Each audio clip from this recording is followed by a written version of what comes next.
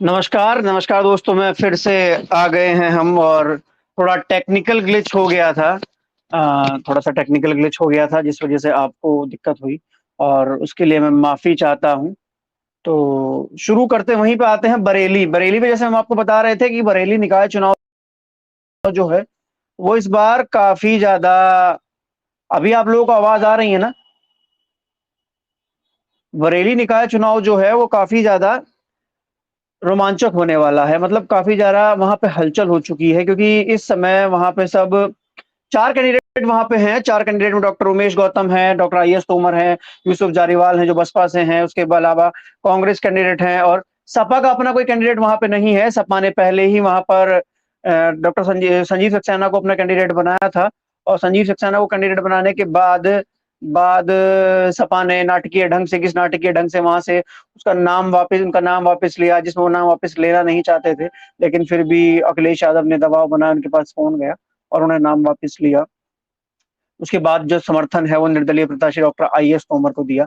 तो जो एक वोट बैंक सपा का अपना वोट बैंक था, जो वो अब वो वोट बैंक एक निर्दलीय प्रत्याशी पर जाएगा। अब वो उस वोट बैंक पे डिपेंड करता है कि वो निर्दलीय प्रत्याशी पे जाता है या नहीं जाता है। क्योंकि लखनऊ से तो कह दिया कि निर्दलीय प्रत्याशी प्रत्याशी का समर्थन करो। अब ये डिपेंड करता है वहाँ के लोकल नेताओं पे। जो समाजवादी पार्टी के जिले के जो नेता हैं, जो विधायक हैं, जो पूर्व विधायक हैं, जो कार्यकर्ता है, ये उन पे डिपेंड करता है कि वो सपोर्ट करते हैं डॉक्टर आईएस तोमर को या नहीं। डॉक्टर आईएस तोमर इससे पहले एक बार निर्दलीय, एक बार सपा के टिकट पर चुनाव जीत चुके हैं। तो यहाँ अब एक बहुत ही जो महत्वपूर्ण बात ये है कि 4 कैंडिडेट जो मुख्यतः वहाँ पे हैं, उनमें से सिर्फ बसपा से मुस्लिम कैंडिडेट है। बाकी ना तो भाजपा तो देती ही नहीं है मुस्लिम को टिकट, कांग्रेस से भी मुस्लिम कैंडिडेट नहीं है, निर्दलीय डॉक्टर आईएस तोमर है। तो ये जो मुस्लिम कैंडिडेट यूसुफ जारीवाल जो है बसपा से, ये इम्पोर्टेंट इसलिए हो जाते हैं वहाँ पे क्योंकि बरेली में 18 से 20% मुस्लिम वोट बैंक है, जो कि एक निर्णायक वोट बैंक है और निर्णायक वोट है जिसका जो चुनाव में एक बड़ा फेरबदल करने की कुव्वत रखता है। अब तक लोग कह सकते थे कि पिछली बार जैसे समाजवादी पार्टी को बरेली में वोट मिला था और ये सब हुआ था, लेकिन अब जिस प्रकार से मुस्लिम जो नाराज चल रहे हैं समाजवादी पार्टी से, समाजवादी पार्टी के एक स्थानीय विधायक हैं शर्जिल इमाम वहां से, शर्जिल इमाम जो हैं, जिस प्रकार से शर्जिल इमाम के साथ कार्रवाई की गई, उनके एक बयान को लेकर उनके पेट्रोल पंप को गिरा दिया गया, तो उस वजह से खासकर मुस्लिम समाज में नाराजगी है। सरकार के साथ भी नाराजगी है और अपने दल के साथ भी नाराजगी है, सपा के साथ भी नाराजगी है। तो वहीं जो बसपा ने जो ये जो एक्सपेरिमेंट किया है निकाय चुनाव में और एक मुस्लिम कैंडिडेट को 17 में से 11 टिकट जो है वो मुस्लिम कैंडिडेट को दिए हैं और इसी प्रकार से ये जो यूसुफ जारीवाल हैं बसपा से आए, इससे पहले भी निकाय चुनाव लड़ चुके हैं पर उस समय समीकरण कुछ और थे। आज समीकरण कुछ और दिखाई दे रहे हैं क्योंकि बरेली में जो 30% 18 से 20% मुस्लिम वोट बैंक है वो निर्णायक है, प्लस बसपा का अपना कोर वोट बैंक बहुजन वोट बैंक जो है वो भी निर्णायक है। डॉक्टर आईएस तोमर जाट हैं और बरेली में जाट वोट बैंक जो है वो अच्छा खासा वोट बैंक है, लेकिन फिर ये वही बात आती है कि वो जो जो अब फिर वही बात आती है कि जो ये जो भाजपा का जो वोट बैंक है, डॉक्टर आईएस तोमर का जो जाट वोट बैंक है, ये आपस में फटेगा। जो जाट वोटर होगा वो कुछ आईएस तोमर के पास भी जाएगा, कुछ भाजपा के पास भी जाएगा। डॉक्टर उमेश गौतम जो कि भाजपा के प्रत्याशी हैं, वो ब्राह्मण हैं, तो उनको वहां से ब्राह्मण मिलने की पूरी पूरी उम्मीद है और भाजपा का जो अपना वोट बैंक है वो तो उनको मिलेगा ही मिलेगा। लेकिन जो भाजपा का एक अलग वोट बैंक था, जो कुछ जाट वोट कर रहे थे भाजपा को वहां पर, वो डॉक्टर आईएस तोमर के पास चले जाएंगे और वो वोट बैंक भी फट जाएगा। तो यहीं पे बात होती है मुस्लिम वोट बैंक की। कम से कम मतलब ये अनुमान लगाया जा रहा है कि जो मुस्लिम वोट बैंक है बरेली सीट पर वो डिवाइड नहीं होगा। उसका सबसे मुख्य कारण है कि यूसुफ जारीवाल जो कि खुद एक मुस्लिम कैंडिडेट है, जिस प्रकार से मुस्लिम यूसुफ जारीवाल वहां पे इस समय अपना कैंपेनिंग कर रहे हैं, हम आपको दिखाते हैं कि किस प्रकार से यूसुफ जारीवाल ने अपना कैंपेन जो है वो चलाया हुआ है और जो पीड़ित लोग हैं उनके उद्धार के लिए आपको सिंबल देकर प्रत्याशी बनाया है। तो मैं केवल इतना आपको कहना चाहता हूँ, कोई भाषण का समय आजकल नहीं है। काफी सारी जगहों पे वो जा रहे हैं। जैसे आप दूसरा ये छोड़ के जाते थे कि हमें बखूबी जानते कि मोहम्मद यूसुफ के यहाँ अपने बच्चियों को छोड़ के जाएंगे तो वहां बेटियां जैसी छोड़ के जाएंगे वैसी सुरक्षित रहेंगी। ऐसी हवा, ये गंदी हवा कुछ समय से इस देश में फैलाई जा रही है। से 20% वोट जो है पुरुष है। माननीय यूसुफ खान जी आप लोगों को संबोधित करेंगे, अपनी बात को रखेंगे। वोट बैंक है, दलित वोट बैंक है, वो भी बरेली में ठीक ठाक है। अब बरेली में 13 लाख का पोलिंग है, मान के चलते हैं अगर जिस प्रकार से अभी पहले चरण मतदान हुआ है, अमूमन 30 से 40% मतदान होता है, तो उस 30 से 40% मतदान में भी अगर मुस्लिम पूरा ना मिलके भी अगर 90% भी यूसुफ जारीवाल को मिल जाता है, क्योंकि दो फैक्टर हैं, एक तो वो खुद मुस्लिम है, दूसरा बसपा ने जिस बार जो दलित मुस्लिम वोट बैंक के लिए जो एक्सपेरिमेंट किया है, वो अगर ये एक्सपेरिमेंट कामयाब होता है तो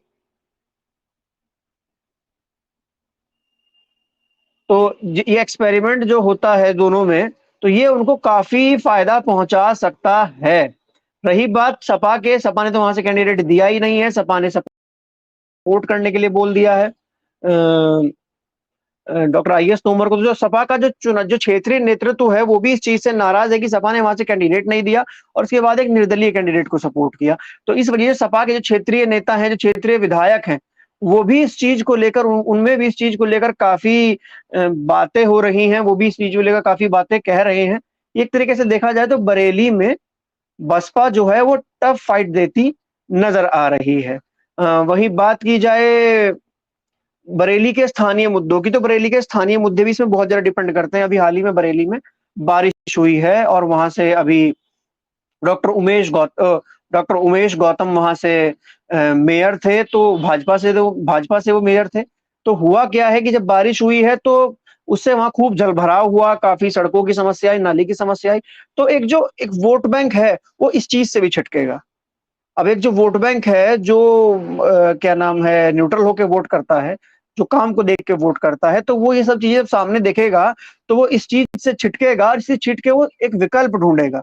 अगर वो विकल्प ढूंढता है डॉक्टर आईएस तोमर को, तो आपस में उन दोनों का वोट जो है वो कट के बट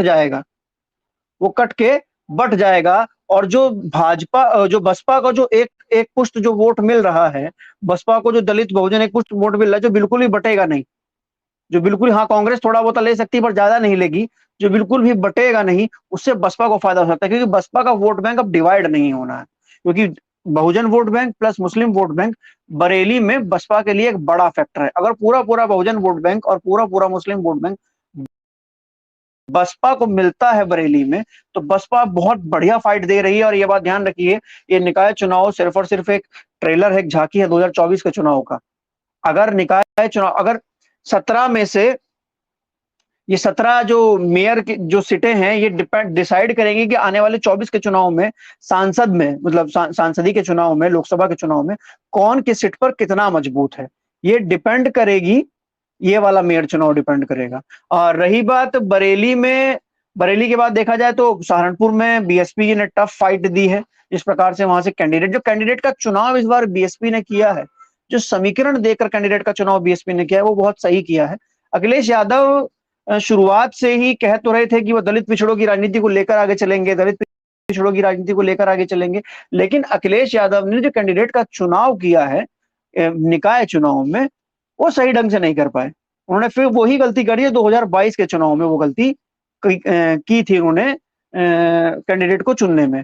हुआ यही कि इस बार उन्होंने जो दलित पिछड़े कैंडिडेट के ऊपर न ज्यादा भरोसा दिखाते हुए जो स्वर्ण कैंडिडेट थे उनके ऊपर ज्यादा भरोसा दिखाया, तो वहीं बसपा ने अल्पसंख्यक कैंडिडेट के ऊपर भरोसा दिखाया है।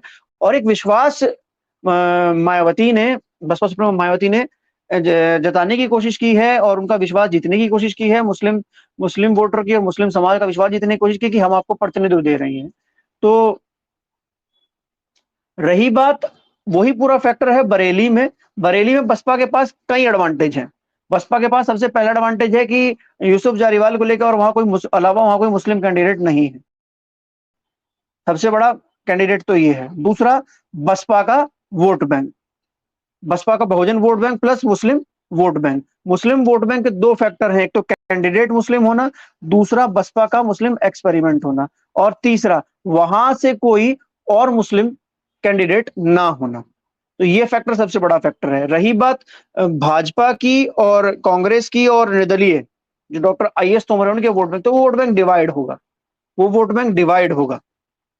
अब वो वोट बैंक डिवाइड होगा, भाजपा में भी जाएगा और वो कांग्रेस में भी जाएगा और आई.एस. तोमर के पास भी। तो जितना वोट बैंक डिवाइड होगा उतना बसपा को फायदा है, क्योंकि बसपा का वोट बैंक एक मुश्त रहना है। हालांकि देखा जाए तो भाजपा वहां पर दलित वोट बैंक में सेंध लगाने की कोशिश कर रही है, बहुजन वोट बैंक में सेंध लगाने की कोशिश कर रही है, लेकिन फिर भी बसपा वहां पे एक मजबूत चुनाव लड़ते हुए नजर आ रही है। और पहले वहां पे उनका जो प्रदर्शन था बसपा का पिछले चुनावों में ठीक नहीं रहा, पर इस बार समीकरण पूरे बदल चुके हैं। तो अब देखने वाली बात है, कई सीटों पर बसपा फाइट में है। आप देख सकते हैं मेरठ में फाइट में है, सहारनपुर में फाइट में है, इसके अलावा आगरा में टफ फाइट में है, प्रयागराज में भी टफ फाइट में है, झांसी में टफ फाइट में है, इसके अलावा बरेली में टफ फाइट में है। तो ये कई बड़ी सीटें हैं जहां पे टफ फाइट में है, और ये सीटें निर्धारित करेंगी कि 24 में बसपा का रुख क्या रहेगा। क्योंकि कल बसपा सुप्रीमो बहन जी मायावती ने दक्षिण का मिशन भी शुरू कर दिया है, और दक्षिण के मिशन में उन्होंने कर्नाटक में चुनावी रैली करते हुए आरक्षण को एक बड़ा मुद्दा बनाया है, क्योंकि आरक्षण एक बहुत बड़ा मुद्दा है कर्नाटक में, तो उसको उन्होंने वहां पे एक बड़ा मुद्दा बनाया है। और इस बार कर्नाटक में बसपा पूर्णतः अकेले चुनाव लड़ रही है, जिसकी जो तैयारी है 2024 के लिए। बसपा दो तीन तरफ से घेरने की कोशिश कर रही है, निकाय चुनाव में मूड जानने की कोशिश कर रही है कि खासकर मुस्लिम समाज के वोटर का मूड क्या है। अगर मुस्लिम समाज का वोटर बसपा को समर्थन करता है, जिस प्रकार से वो सपा से नाराज नजर आ रहा है, तो अगर वो बसपा का सपोर्ट करता है तो बसपा 24 के चुनाव में एक बड़ा एडवांटेज ले सकती है। उसके बाद बसपा जो क्या नाम है कर्नाटक से आ रही, कर्नाटक में दक्षिण में अपनी पैंट बना रही, तेलंगाना में बसपा की बहुत बड़ी पकड़ है। आर.एस. प्रवीण कुमार वहां पे जो कोऑर्डिनेटर हैं वो बहुत अच्छा काम कर रहे हैं। तो अभी बसपा सुप्रीमो बहन जी की रैली भी होने वाली है हैदराबाद में आने वाले चुनाव को लेके। तो पूरा ये जो मामला है बरेली